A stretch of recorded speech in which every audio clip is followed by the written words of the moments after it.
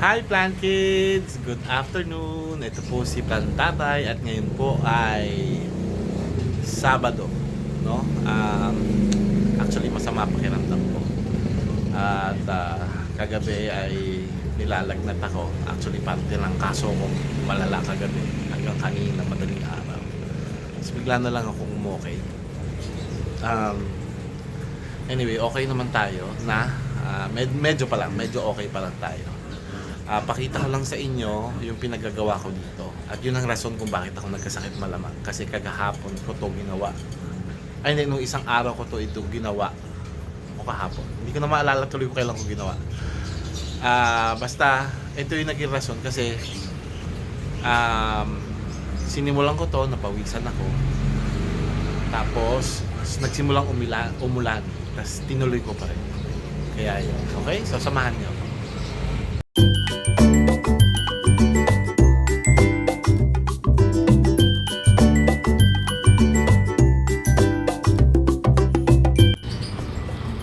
Magsimula tayo dito, no? So dati meron ako dito mesa na may mga aquarium. Ayun na siya. Inurong ko na siya doon. Ayun siya.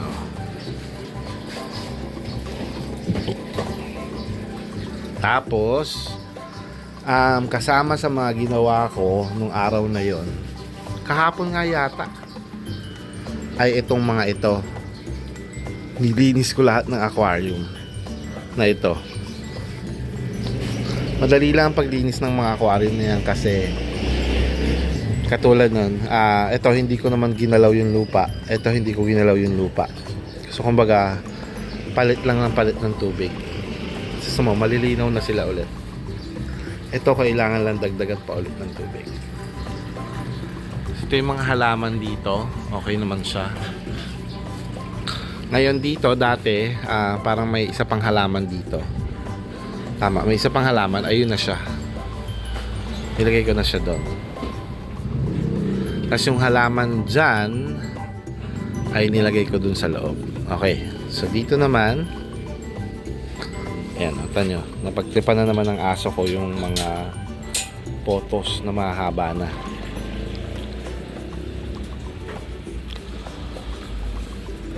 So ngayon dito ewan ko kung may nakapansin sa inyo na itong part na to dati natakpan. So may mga 4 na upuan dyan, 3 upuan ganon. Tapos nilagyan ko ng malalaking paso ng halaman.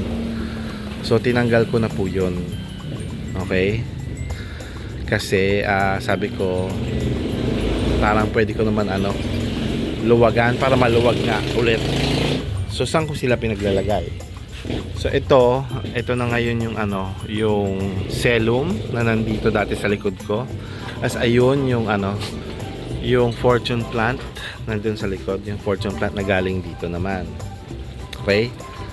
So, medyo inayos lang natin ito.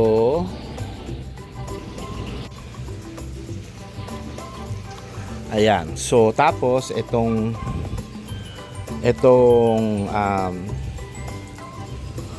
higaan nila inurong ko na.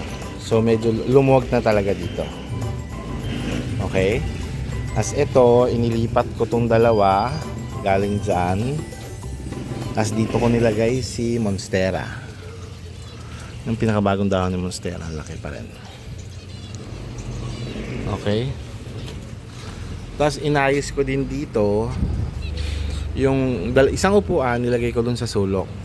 Tapos doon ko pinatong si Florida Green para nakataas siya. So ang nasa baba na lang yung yung Magnificum. Magnificum. Hindi. Ay yung ito kalimutan ko anong halaman yan. Ayan. Nakaupuan na si So dapat to lagyan natin ng stick. Tapos ito si ayan ganda, laki-laki ng dahon yan.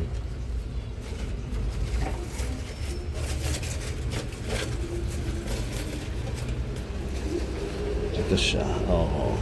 Diba? Ang lalaki ng dahon.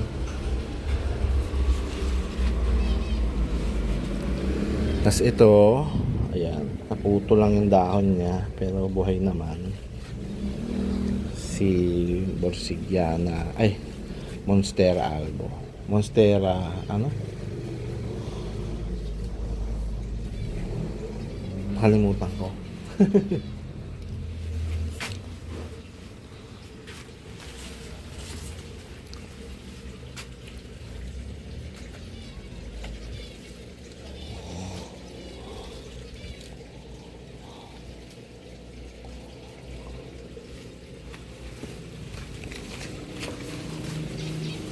Okay, di ba? So yung iba dyan, plano kong ayusin ngayon. Ay, ngayon, hindi pa lang ngayon. Plano kong ayusin soon. O may halaman na tumubo. Hindi ko alam kung ano to, pero malamang tanggalin natin dyan. Parang fruit bearing to pag ganyan. So lumuwag na dito. So andito na tayo sa labas. Ang pagkakaiba dito, yung ginawa ko rito, tinanggal ko yung mga nakahang dito. Yan lang yung isa yung natira dahil medyo may vine niya na nakakapit dyan. Tapos inikalat ko yung mga ano ko, hanging ko na pots. Ayan o. Ayan. Ayun. Kinalat ko sila. So dito wala nga yung ano, ayun pa rin sila. Hindi ko binago. And then dito meron na tayong ayan. Meron tayong fountain dito sa labas. Cascading fountain ang tawag dyan. Nabawasan lang ng tubig pero ayusin natin. Dadagdagan natin ng tubig. Yan, nahirapan po ako dyan. It took me 2 to 3 days para i-perfect yung yung cascade niya para walang tumatapon na tubig. Pero as you can see, nakita niyo may tumatapon pa rin. Paunti-unti.